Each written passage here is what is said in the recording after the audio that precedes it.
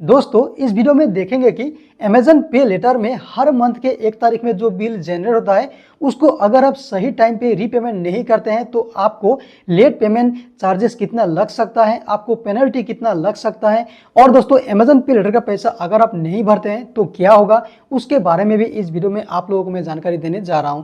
तो चलिए दोस्तों बिना किसी देर के वीडियो को स्टार्ट करते हैं। तो दोस्तों उसके लिए आपको अमेजन पे लेटर में जाके अमेजन पे लेटर से ही मैं आपको समझाता हूं। उसके लिए यहाँ पे अमेजन पे लेटर को ओपन कर लेते हैं। ओपन करने के बाद दोस्तों आपको नीचे यहाँ पे देखने को मिलेगा help and frequently asked question. तो आपको यहाँ पे help and frequently asked question में क्लिक कर देना है और इसमें क्लिक करते दोस्तों आपको यहाँ पे अभी नीचे आके आपको अमेजन पे लेटर में क्लिक करना है। अमेजन पे लेटर में जाना है। इसमें अमेजन पे लेटर में जाने के बाद आपको अभी फिर से नीचे आना है। नीचे आने के बाद आपको यहाँ पे देखने को मिलेगा, देखिए यहाँ पे अमेजन पे लेटर रीपेमेंट। ओके, तो आपको यहाँ पे अमेजन पे लेटर रीपेमेंट में क्लिक करना है और इसमें जाते ही दोस्तों अभी आपको फिर से नीचे आना है।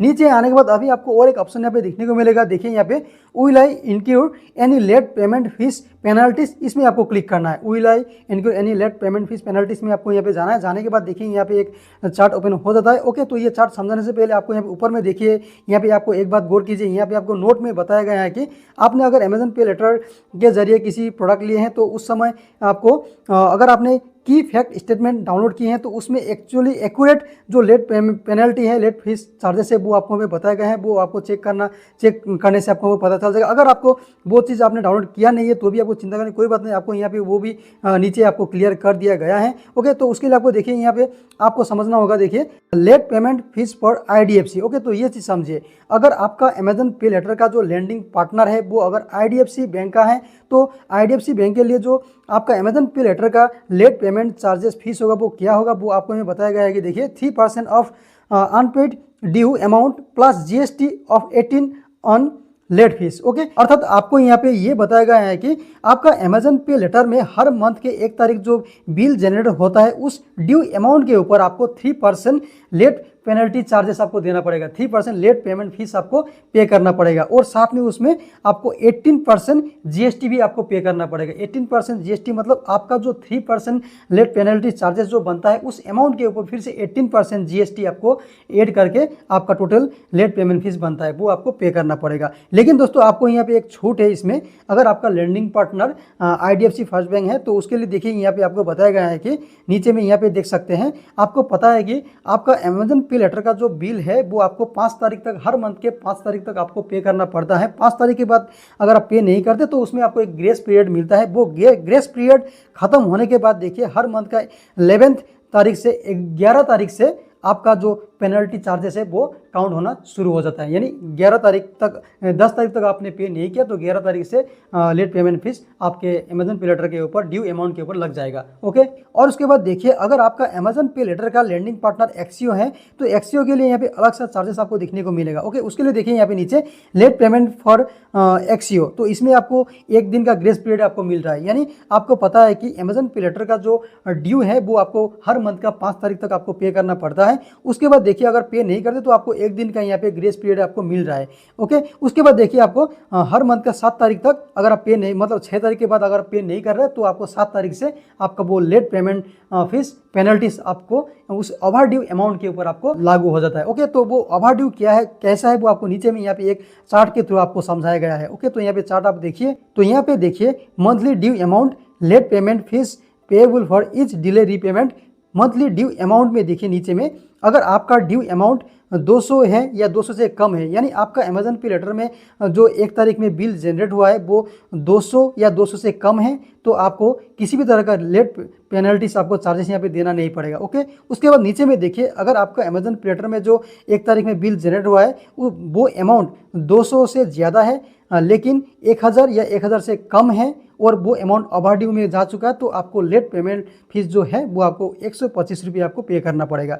और उसके बाद देखिए यहाँ पे आपको नीचे आपका अमेजन पे लेटर में जो बिल जनरेट हुआ था वो आपको 1000 से ज़्यादा है लेकिन 2500 या 2500 से कम है और वो अमाउंट ओवरड्यू में जा चुका है, लेट हो चुका है आपको पे करने में, तो आपको लेट पेमेंट फीस के लिए पेनल्टी आपसे 300 रुपया लिया जाएगा। और उसके बाद देखिए उसी प्रकार आपका जो ओवरड्यू अमाउंट है वो 2500 से ज़्यादा है लेकिन 5000 या 5000 से कम है तो आपको ओवरड्यू के लिए जो लेट पेमेंट फीस है यानी पेनल्टी से वो आपको 350 लिया जाएगा, यानी आपसे 350 चार्ज लिया जाता है। ओके, उसके बाद देखिए उसी तरह आपका जो ओवरड्यू अमाउंट है, जो कि आपको ओवरड्यू हो चुका है, लेट हो चुका है, वो अमाउंट पे करने में वो 5,000 से ज़्यादा है, लेकिन 10,000 के बराबर या 10,000 से कम है तो आपको 450 रुपये आपसे लेट पेमेंट फीस लिया जाएगा। उसी प्रकार आपको यहाँ पे 800 का है। और उसके बाद देखिए नीचे में यहाँ पे अगर आपका उस ओवरड्यू अमाउंट यानी मंथली आपका अमेजन पे लेटर में जो एक तारीख बिल जनरेट हुआ था वो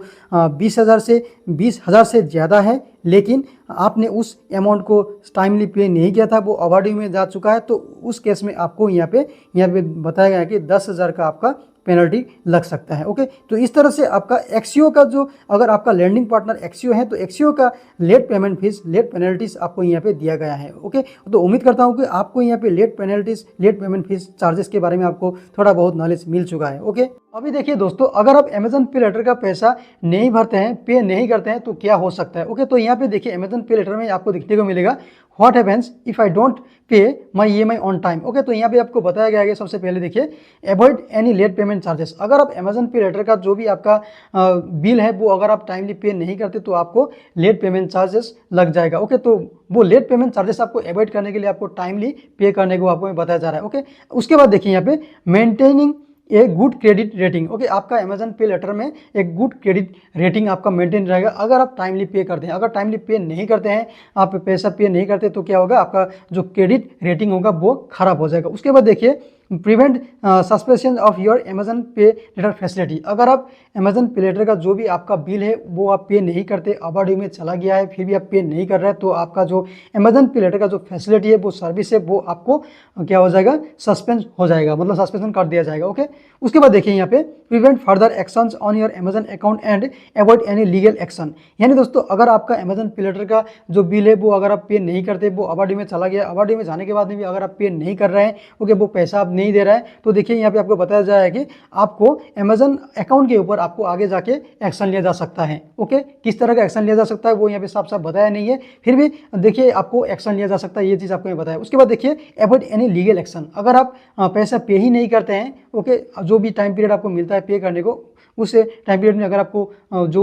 ओवरड्यू था आपका वो बिल था वो आप पे नहीं कर रहे, आप नहीं दे रहे पैसा, ओके, तो ऐसा केस में दोस्तों यहाँ पे देखिए आपको बताया कि अवॉइड एनी लीगल एक्शन, यानी आपको आपके ऊपर लीगल कार्रवाई भी हो सकता है, लीगल एक्शन भी लिया जा सकता है। ये चीज़ आपको यहाँ पे पता है अमेजन पे लेटर का जो बिल रीपेमेंट है उसके ऊपर। अगर बिल रीपेमेंट अगर आप सही टाइम पे करते नहीं है, या आप ओवरड्यू में चले जाने के बाद में अगर पे नहीं कर रहे हैं, तो ऐसे केस में, इस कंडीशन में क्या क्या हो सकता है वो चीज़ आपको यहाँ पे साफ साफ बताया गया है कि अमेजन का आपको help and frequently asked question में। ओके, तो दोस्तों उम्मीद करता हूँ ये वीडियो आप लोगों के लिए हेल्पफुल रहा है। अगर दोस्तों ये वीडियो आप लोगों के लिए हेल्पफुल रहा है तो वीडियो में एक लाइक और कमेंट जरूर करना, और हो सके तो चैनल को सब्सक्राइब करना, ताकि आपको इस तरह का और भी अपडेट मिलता रहे।